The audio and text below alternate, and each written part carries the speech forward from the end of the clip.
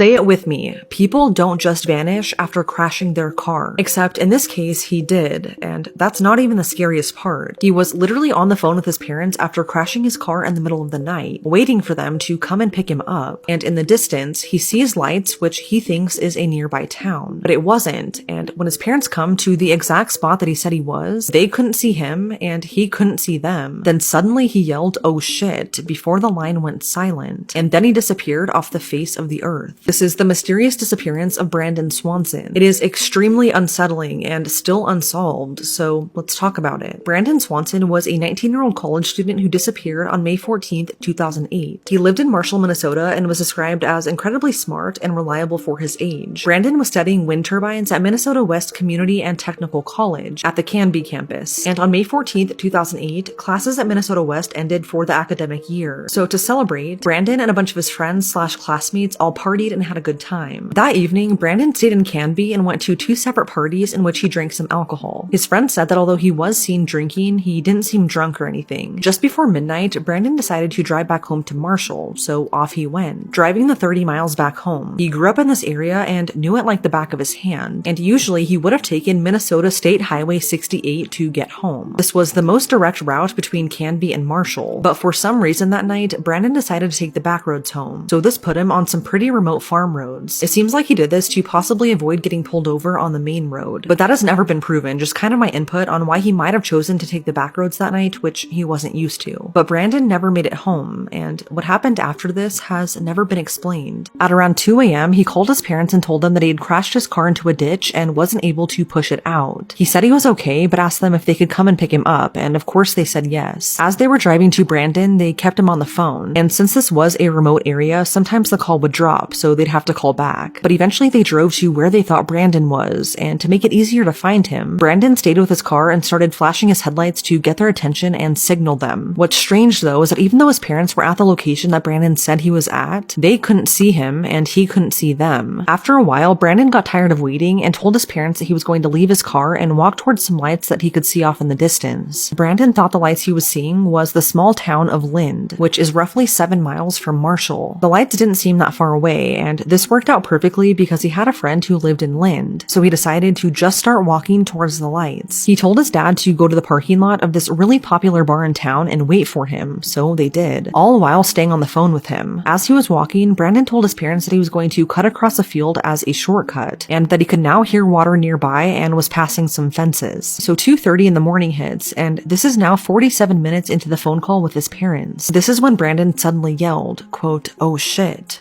End quote. And after this, the call went silent. His parents eventually hung up and tried calling him back multiple times, but Brandon never answered. And little did anyone know that those were the last words he would ever say. His parents tried driving around looking for him, but they found nothing. And by 6:30 the next morning, they were already at the police station trying to report him missing. But what's insane though is that the police just brushed this off and told them to wait. They told them that it's pretty typical for a young man his age to stay out all night after the last day of college classes. One officer even told his parents that it was Brandon's right to be missing. Later that day though, police did start searching, but really no progress would be made until they accessed Brandon's phone records. From those records, police found that Brandon had called his parents that night near the city of Taunton, which is a small town along State Highway 68. This is 25 miles from Lind, where Brandon thought he was, which was really odd. So they started searching in this area, and soon they found Brandon's abandoned car in a ditch off of a gravel road. To be more specific, this was along the Lincoln County line, just 1 mile north of Highway 68. His car was basically high-centered and the wheels weren't touching the ground. Outside of this, nothing seemed out of the ordinary and no sign of foul play was found. But missing from the scene was Brandon and all of his personal belongings. Unfortunately, this area was either all gravel or grassy, so there were no tracks indicating which way Brandon may have started walking after getting out of his car that night. Investigators later found that his phone specifically pinged off of a tower near Minneota, which is another small town off of Highway 68. They found that the call came from within 5 miles of this tower, so authorities really focused on searching this area. But this search radius also included a portion of the Yellow Medicine River, which was really worrisome for police. What's interesting though was that from this exact location, you could see a red light on top of a grain elevator in Taunton, and police thought that this is what Brandon possibly saw that night that he thought was the town of Lind. They figured he must have walked towards this light, so they got to searching. This search involved 4 different agencies, hundreds of volunteers, tracking dogs, and even utilized helicopters. Just when they thought that they weren't going to to find anything, the tracking dogs picked up a 3-mile scent trail of human remains. This trail followed the field roads until it led them to an abandoned farm. The trail then led them to the Yellow Medicine River to a point where it appeared to enter the stream. What's disturbing though is that after the dogs followed the scent to the water, they continued up across the other side of the water along that riverbank to another gravel road. Then the trail continued north towards the Yellow Medicine County line, and after this, it just stopped. But because the dogs did hit on the water, it was a possibility that Brandon may have drowned, so authorities installed gates in the water and then brought in boats to extensively search the river, but they found nothing. On the day of Brandon's disappearance, the water was running pretty fast and high, and in some areas the water was 10 feet deep, but in the following days it had gone down, so along with searching the water, police walked along the riverbanks, and they searched via horseback and ATVs, but no trace of Brandon or any of his personal belongings like his phone were ever found. Over the years, the area has been searched multiple times. There are a lot of surrounding fields and farms, and in the late fall, after everything had been harvested, police searched once again, and this is when the tracking dogs hit on another trail/scent of human remains. This trail led them into an area northwest of Porter that had not been previously searched, and this was a good sign of progress. But after searching 122 square miles, again, no trace of Brandon was ever found. He's never been seen or heard from again, and although we don't know what happened that night, there are a few theories. Theory number one is that he fell into the Yellow Medicine River and drowned. His scent was traced to a portion of the river, although it did come out the other side and onto a gravel road. This would line up with him having cut through a field that night, and he even told his dad that he heard water nearby. But authorities have heavily searched the water and have continuously found nothing, and in 2021, the river actually dried up due to a drought, so authorities excavated it, and still they found absolutely nothing. It really seems like he is not in that river. It's also weird that when his parents kept calling him back after he yelled "oh shit," the calls would go through every time and not just go straight to voicemail. I feel like if it was in the water, it wouldn't have done that. Theory number two is that Brandon fell somewhere in the fields, got hurt, and succumbed to the elements. It's very possible that he fell into a well or a crevice of some sort and just died before anyone could find him. It's also possible that Brandon walked onto a farmer's property, somehow fell, and got knocked out. Then some farm machinery ran him over, and this does align with some reports saying that the tracking dogs picked up on his scent on some farming equipment. It could be totally possible that the farmer panicked and just didn't say anything, and this was kind of backed up when a farmer in the area reportedly refused to let authorities search his property. Although that does seem sketchy to refuse to let authorities search your land for a missing man. Some said that if police came in and dug up the entire farm, it would essentially kill that farmer's business and livelihood. Like, that is their entire paycheck. So I get not wanting it to be completely ruined, and when it's put that way, it doesn't seem so sketchy. Brandon was probably more drunk than any of his friends knew or let on, so these two theories seem to make sense if that's the case. If he was really drunk in the middle of the night in an unfamiliar location, even cutting through a field to find a shortcut, it's entirely possible that an accident happened and he's just never been found. And lastly, theory number three is that foul play was involved, even though police found no evidence of this. It could be possible that he was in the wrong place at the wrong time, and someone was out there watching him who ended his life. Or he could have been a victim of a hit and run, and whoever was involved took his body somewhere else. But again, police found no evidence of this. Police are not ruling out foul play though, because at this point, there's zero evidence pointing to anything. What's so sad is that his parents to this day keep their front porch light on as a symbol of their hope that Brandon will one day come home. This case is so unsettling to me because it's truly like he vanished into thin air while on the phone with his parents. It's cases like this, the not knowing, that's just really disturbing. And I will die on the hill that the phenomenon of people disappearing after crashing their car needs to be studied. Too many people have done this, and it literally keeps me up at night wondering where they could possibly be. But it's now been 17 years, and whatever happened to Brandon that summer night remains a mystery.